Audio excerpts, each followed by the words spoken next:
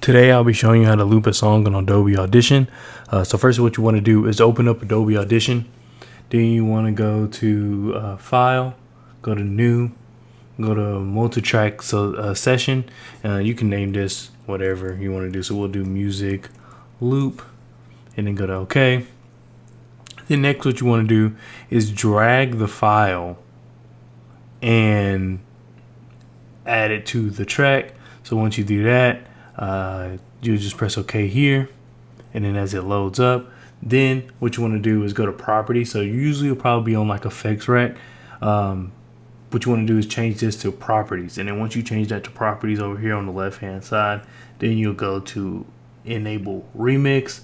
This analyzes the clip, and then it kind of alters it so that it will allow you to change the duration of the track, and it'll automatically loop it for you. So right here, if you can tell, it says the duration of the track right now is 1 minute and 58 seconds. So we'll go and change that 1 to 12. So it'll be 12 minutes and 58 seconds. Press enter.